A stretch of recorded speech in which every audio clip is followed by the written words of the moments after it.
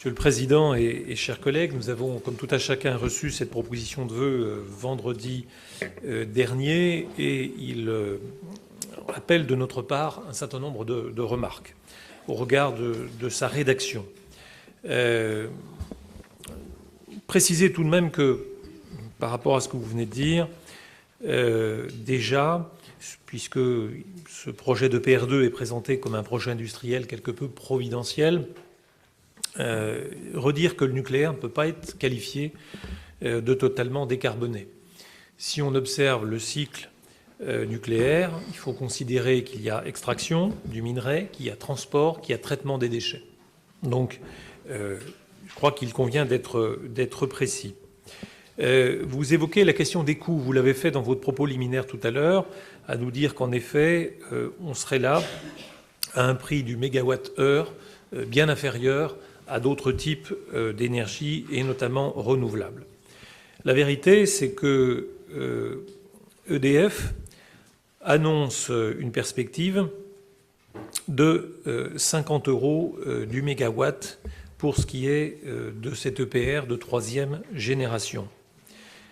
La vérité, c'est qu'il faut tout de même parler des déboires, pour ne pas dire de la Bérésina, qui aujourd'hui essaie des développements et à Flamanville et à Hinkley Point en Grande-Bretagne. Déjà, il y a la question, effectivement, des délais.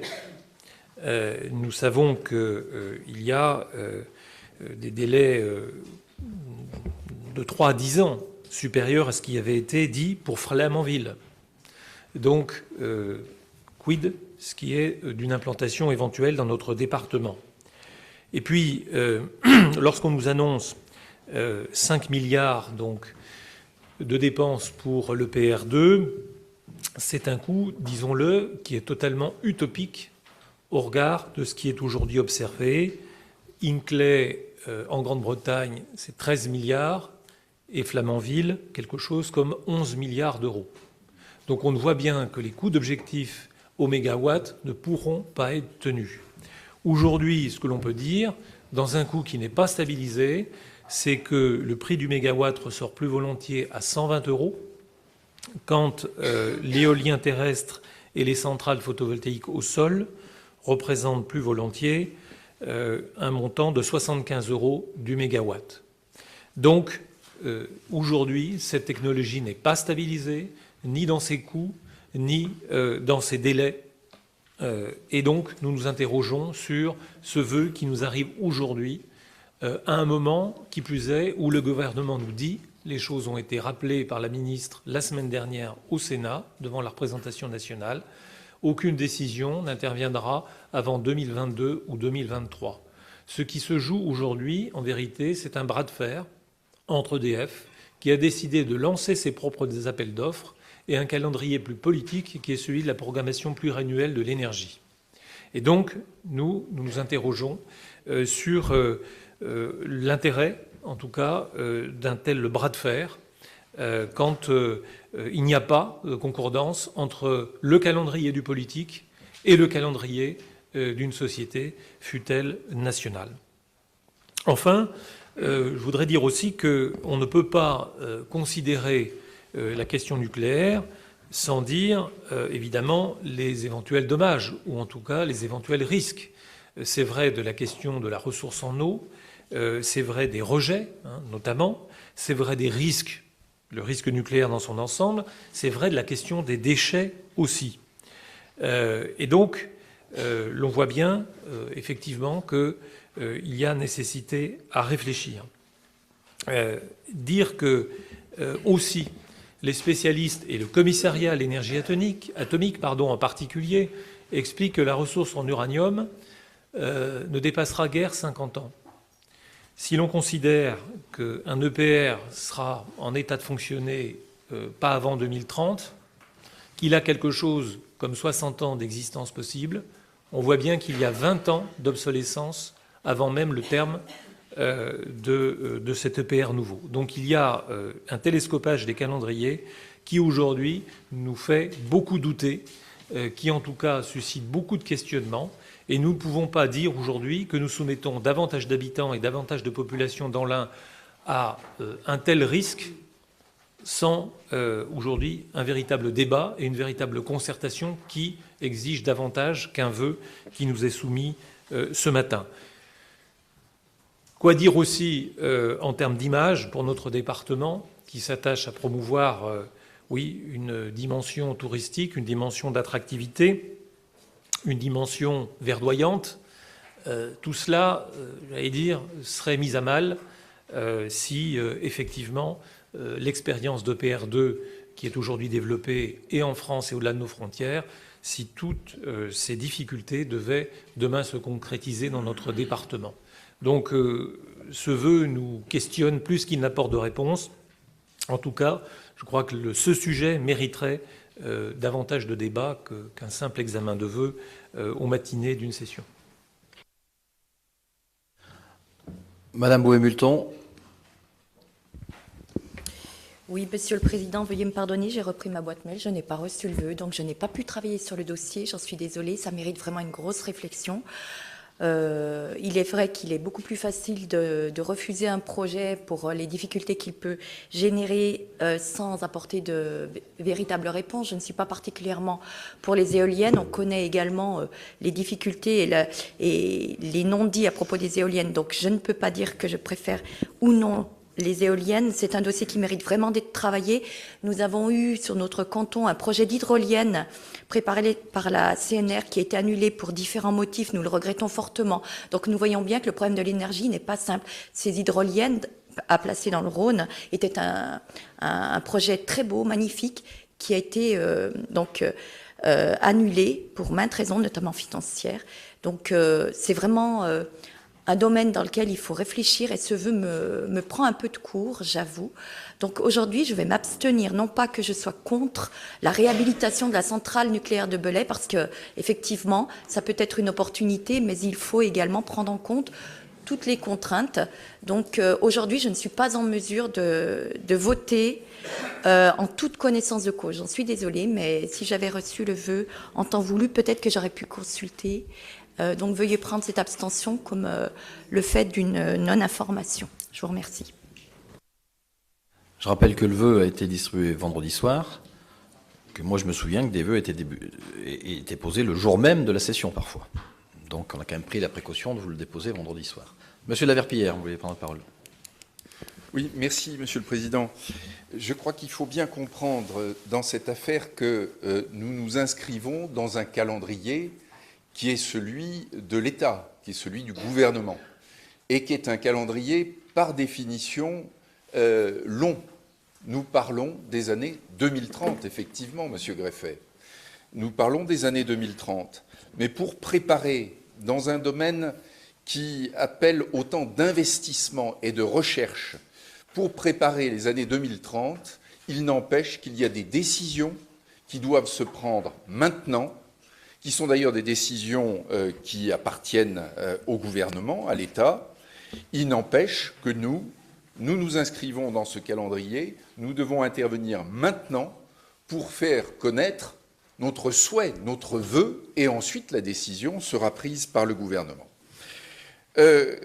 S'agissant de 2030, je crois qu'il y a un consensus en France pour dire que l'énergie électrique devra être décarbonée. Alors, Monsieur Greffet, quand on dit décarboné, ça veut effectivement pas dire 0% d'émissions de CO2. Ça n'existe pas. Ça n'existe pas. Ça n'existe peut-être pas pour le nucléaire. Ça n'existe sûrement pas non plus pour le photovoltaïque, quand on sait d'où viennent les panneaux. Ça n'existe pas non plus pour les éoliennes, quand on sait où elles sont fabriquées, quand on sait qu'elles reposent sur des socles en béton qui seront là pour des siècles dans la Terre. Donc l'énergie à 0% d'émissions carbonées, ça n'existe pas. Ce qui est sûr, c'est que le nucléaire c'est le mode de production de l'énergie de masse, parce qu'il s'agit de produire de l'électricité de base. C'est donc le moyen de produire cette électricité de base le moins carboné, et il est couramment admis, Monsieur Greffet, que le nucléaire, c'est vraiment le mode de production d'électricité le plus décarboné. Les objectifs du gouvernement, on les connaît, ils sont exprimés dans la programmation pluriannuelle de l'énergie. C'est un mix décarboné en 2030 avec 50% de nucléaire et 50% d'énergie nouvelle. Comment est-ce qu'on dit ? ENR, c'est renouvelable, pardon. Ça se prépare maintenant, on n'y peut rien, puisque ce que nous savons du calendrier, c'est qu'EDF devra faire des propositions l'année prochaine au gouvernement. Et le gouvernement, effectivement, prendra ses décisions en 2021-2022. Mais maintenant, il faut qu'EDF soit en mesure de proposer des sites. Vous l'avez dit, il y aura 3 sites en réalité, un dans les Hauts-de-France, un en Normandie, un en Auvergne-Rhône-Alpes. Ce que je peux dire s'agissant de budget, c'est que la centrale nucléaire, elle est en cours de ce qu'on appelle grand carénage. Ce sont des opérations qui vont permettre, sous le contrôle de l'autorité de sûreté nucléaire, de porter la durée de vie des 4 réacteurs à 40 ans. Donc ça nous amène effectivement en 2030. Mais en 2030, il faudra commencer de toute façon le démantèlement des réacteurs les plus anciens. Donc notre préoccupation localement, c'est, vous l'avez très bien dit, Monsieur le Président, de maintenir l'emploi, de maintenir la fiscalité, de maintenir toute l'économie qui tourne autour du nucléaire. Et pour cela, eh bien, il faut que nous soyons candidats à cette opération. Il faut que EDF puisse proposer le site de budget. C'est le gouvernement qui tranchera, on en est bien d'accord, mais il faut que ça soit possible. Ce que je peux affirmer, c'est que localement, les élus sont d'accord. C'est dit dans le vœu, la municipalité de Saint-Vulbas, la municipalité de Loyette, la communauté de communes, il y a un accord. J'ai pu le vérifier moi-même lors d'une réunion qui s'est tenue à Saint-Vulbas. Vous y étiez, Monsieur le Président. Il y a un accord des élus. Donc il faut maintenant que le Conseil départemental vote ce vœu. Ça n'est qu'un vœu. Ça n'est pas nous qui prendrons la décision. Mais si nous ne disons pas notre souhait, eh bien, ça ira ailleurs et ce sera un autre territoire qui tirera profit de cet investissement qui, n'en doutez pas, de toute façon, se fera. Merci, Monsieur de la Verpillière. Pour rebondir sur ce que vous avez dit, en effet, j'ai su que le comité de communes Plaine de l'Ain avait voté à l'unanimité ce vœu. Vous avez oublié de citer, me semble-t-il, la région Auvergne-Rhône-Alpes qui soutient ce projet. Et quand je regarde ce qui s'est fait en Normandie et dans les Hauts-de-Seine, les départements comme les régions se sont portés favorables à l'implantation de l'EPR dans leur territoire. Monsieur Abad a demandé la parole. Oui, merci Monsieur le Président. Dans le même sens que Charles Daverpillière, j'étais un peu surpris, se greffer par vos propos, parce que j'ai le sentiment que c'était finalement un peu plus idéologique qu'autre chose, parce qu'il y a beaucoup de gens, y compris de votre famille politique, qui soutiennent la question de l'énergie nucléaire pour une raison très simple. Comme l'a dit Monsieur de la Verpillière, il n'y a aucune énergie qui est décarbonée en soi à 100%. Sinon, ça se saurait. Je rappelle que la France, aujourd'hui, est le pays le plus décarboné des 7 grands pays industriels dans le monde, justement parce que c'est un pays qui a gardé cette énergie nucléaire qui reste majoritairement décarbonée. En tout cas, beaucoup plus parfois que les renouvelables, parce que quand vous prenez la fabrication des composants de l'éolien ou du photovoltaïque, le transport, quand vous avez la plupart des panneaux qui sont importés de Chine, la construction des installations ou encore la mise à disposition du combustible, vous avez des rejets de CO2 qui sont plus importants, bien entendu. La deuxième chose où je voudrais insister, ce sont sur les dispositifs de sûreté. Un EPR aujourd'hui a des dispositifs de sûreté qui sont plus importants même que ceux d'une centrale nucléaire. Et je rappelle que c'est une filière qui est aussi régentée par une autorité, qui est l'autorité de sûreté nucléaire, et qui donc apporte un certain nombre de garanties. Et quand vous dites faire prendre le risque à la population, je crois qu'au contraire, c'est le statu quo qui serait générateur de davantage de risques, puisqu'aujourd'hui, on a la possibilité, en tout cas, d'avoir un dispositif de sûreté renforcé et d'avoir des investissements nouveaux. Là où il y a un sujet et un enjeu, en effet, c'est sur la question du stockage des déchets nucléaires. C'est un enjeu national très important qui mérite effectivement une attention plus particulière. Il y a aussi, n'oublions pas quand même, l'enjeu de la souveraineté énergétique. Moi, j'ai pas envie que mon pays ressemble à l'Allemagne, où on aligne des centrales de charbon les unes à côté des autres, et on se retrouve dans une situation extrêmement difficile, y compris sur le plan environnemental. Enfin, je crois qu'il serait une erreur d'opposer l'intérêt économique à l'intérêt environnemental. Je pense que dans le développement durable, il y a justement les trois composantes. La composante économique, la composante environnementale et également la composante sociale. Et que justement, ce vœu, c'est un vœu qui s'inscrit dans cette composante de développement durable. C'est-à-dire qui vise à ne dénaturer et à casser aucune de ces trois composantes. Alors que si on était dans une logique différente, eh bien, on mettrait soit à terre la composante économique, c'est quand même plus de 2000 emplois directs dans notre département, ou on mettrait à terre la composante environnementale ou sociale. Je crois au contraire qu'il faut avancer tous ensemble.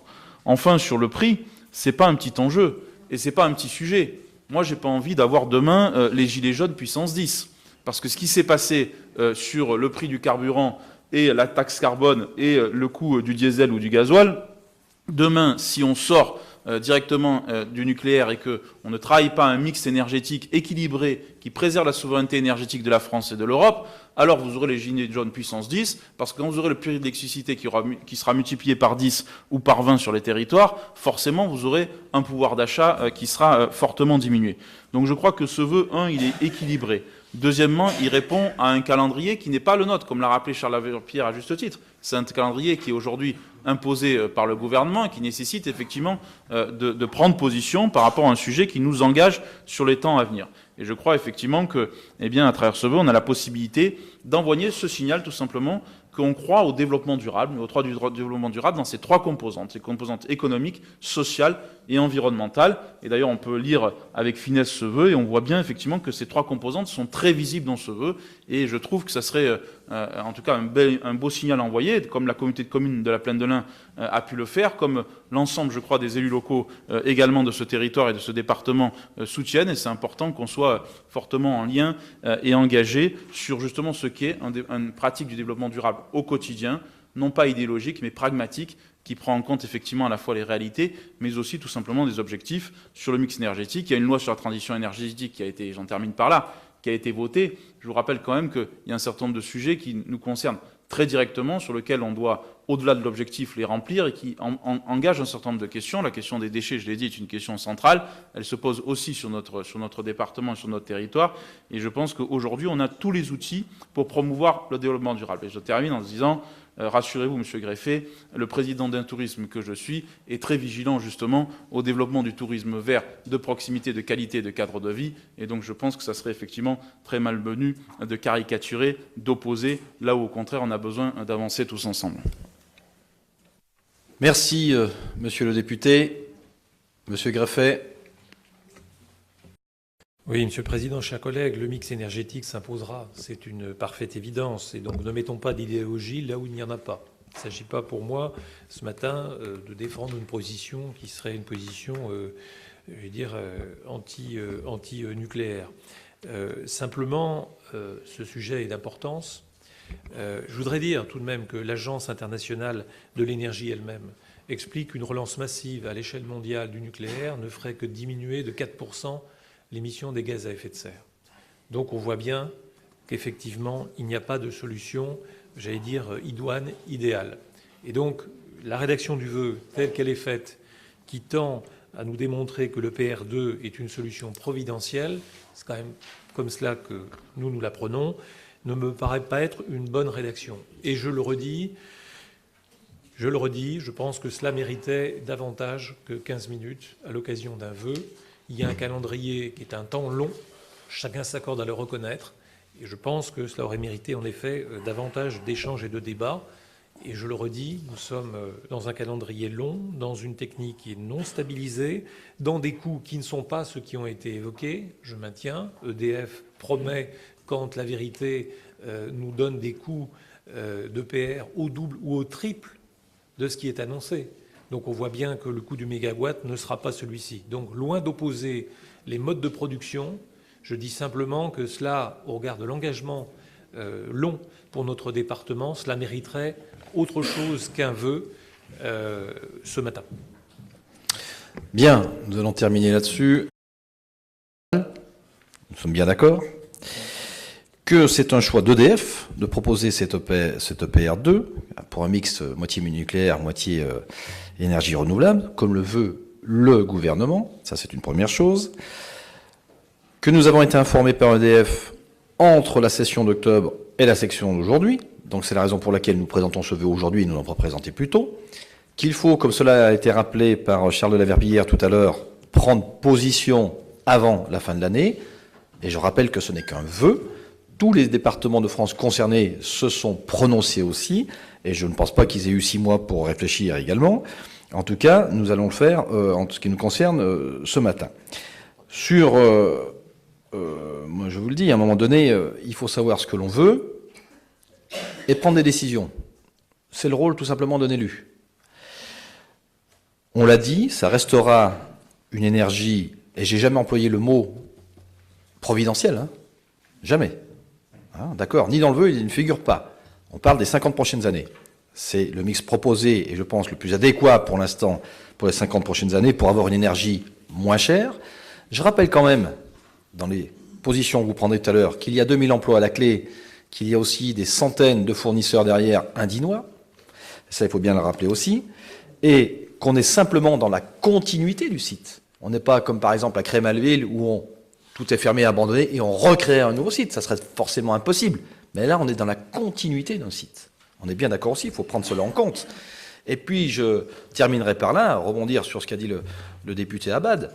C'est que, rappelez-vous, le départ du mouvement des Gilets jaunes il y a 1 an, il est dû à une hausse de quelques centimes d'euros sur les carburants. Imaginez demain, comme cela a été dit d'ailleurs, que le prix de l'électricité grimpe x10, je vous laisse imaginer le bazar qu'il y aurait dans nos rues et surtout le mécontentement des Français et des Indinois. Donc moi aujourd'hui, mesdames, messieurs, mes chers collègues, je pense que tout a été dit sur ce vœu. Nous devons prendre une position. Je vais donc le soumettre au vote, sachant bien que c'est, in fine, ce n'est pas nous qui décidons de l'implantation ou pas, ça sera bien entendu le gouvernement. Bien. Qui est contre ce vote? Ou cette motion, pardon, proposée? Qui s'abstient? 1, 2, 3, 4 abstentions. Madame Véronique Baud ne prend pas part au vote. Donc, ce vœu... Ah, c'est pas des abstentions, alors? Prenez pas part au vote. Madame Véronique Baud, c'est en tant que présidente de la CLI. Donc, une abstention. Madame Bouvet-Multon, Madame Beignet et Madame Barbe. Très bien. Et 4 non-participations au vote. Très bien. Ce vœu est donc adopté. Oui, monsieur le député. Juste une petite remarque quand même de forme. J'entends bien effectivement, monsieur Greffet, que vous ne prenez pas part au vote, c'est-à-dire que vous n'assumez pas votre position en fait. Et que la réalité quand même, c'est que soit vous êtes partagé, vous abstenez, et ça sera un affichage d'abstention, et à ce moment-là, vous l'expliquerez sur les territoires cette abstention, mais pas prendre part au vote. Permettez-moi de vous dire que c'était quand même pas très courageux par rapport à une position qui était la vôtre. Je pense que, voilà, il y a une seule prise, Madame Baud, parce qu'elle est présidente de la CLI, voilà. Mais qu'ensuite, il faut soit s'abstenir, soit voter pour, soit voter contre. Mais assumer au moins cette position. Moi, je respecte votre position tout naturellement, mais je pense que ça serait bien de l'assumer sur les territoires. Monsieur Greffet. De façon à ne pas nous enfermer dans la caricature telle que je viens de l'entendre, ça ne fait que nous conforter dans l'idée que nous ne prenons pas part au vote. Parce que c'est exactement ce que nous ne voulions pas, c'est-à-dire faire en sorte de nous abstenir et de considérer que, finalement, nous serions contre cette forme d'énergie. Ça n'est pas le cas. Je dis simplement que les conditions dans lesquelles ce vœu arrive, la manière dont les choses sont rédigées, à sens unique, non, Voilà. Donc, nous préférons ne pas prendre part au vote. On peut tout entendre, sauf certaines choses, Monsieur Greffet. On n'essaye pas de vous enfermer. On essaye simplement de vous faire prendre vos responsabilités. On est pour, on est contre. Ne pas prendre part au vote de la part de Madame Baud, c'est tout à fait légitime, en tant que présidente de l'ACLI. Mais après, je pense qu'il faut avoir le courage de ses idées, de ses opinions. Bon, je pense simplement que les Indinois et les Indinoises, eh bien, comprendront, ou plutôt verront votre choix d'une certaine façon. Mais je constate avec plaisir que même dans votre majorité, le positionnement n'est pas unique. Mais on est libre de tout choix. Madame Coulon. Simplement, moi, je m'émeus simplement qu'on ne participe pas à un vote. Aujourd'hui, la population, on se rend compte que de plus en plus de gens ne participent pas à des votes, à tous les échelons de nos collectivités. Et je crois qu'en tant qu'élu, il est très important de pouvoir montrer que les élus sont capables et suffisamment, je ne veux pas trop pointer du doigt Christophe Greffet, que je respecte complètement, mais qui sont suffisamment responsables pour participer à des décisions qui s'abstiennent, qui soient contre, qui soient pour. Mais ne pas participer au vote, je dois dire ce matin que je suis très choquée sur un sujet de cette taille. Merci Madame Coulon. Monsieur Abad, vous vouliez... Non. Mais je crois avoir été assez clair. Il faut respecter la position des élus. On peut ne pas prendre position sur un vœu. Il a été redit combien c'était un vœu, combien la décision ne nous appartenait pas. Donc vous ne nous enfermerez pas dans une caricature de blanc ou noir. Parfois, il y a des nuances. Et là, ce que j'entends ce matin est extrêmement déplaisant, parce qu'on n'a pas demandé à chacun de ceux qui se sont abstenus d'expliquer leur position. Donc, notre position, elle est claire. Je pense que les conditions de la manière dont ce sujet nous arrive, je me répète, exigeaient davantage. Voilà. Et puisqu'on veut faire référence à la dimension citoyenne, on aurait pu imaginer, à l'échelle de l'un ou des territoires concernés, d'autres formes de consultation. Donc tout ne se résout pas par une démocratie intermédiaire qui est exercée ici. Monsieur Greffet, on vous a déjà expliqué le pourquoi du comment du calendrier, je ne vais pas revenir dessus, et simplement votre position, les Indinois et les Indinoises apprécieront. Voilà ce que je peux dire. Monsieur Abad, et on termine après. Je comprends tout à fait, chacun est libre de son vote. C'est simplement, monsieur Greffet, reconnaissez au moins nous ça, c'est que ce matin, nous avons le débat sur le sujet parce que la majorité a décidé de faire un vœu sur le sujet. Sinon, on n'en parlerait même pas à l'Assemblée départementale. Et donc, on n'aurait pas l'occasion, ni vous, ni moi, d'ailleurs, ça nous manquait un petit peu, mais de pouvoir s'exprimer et de pouvoir échanger ensemble comme sur d'autres sujets. Donc, reconnaissez au moins, je veux bien ensuite qu'un quart d'heure, ça sera un peu plus compliqué qu'une heure, mais reconnaissez au moins cela. On a mis ce débat sur la table, on ne l'a justement pas fait en catimini. On aurait pu très bien faire aussi un courrier signé par le président en disant on soutient le PR. Non, on a fait le choix de le mettre à l'Assemblée départementale, de discuter ensemble et d'avoir un débat transparent, public, devant tout le monde. Donc je trouve que là, au moins, connaissez-vous cette volonté de faire cela. Bien. Allez, ce vœu a été examiné, débattu et voté. Nous passons à la séance de questions au président.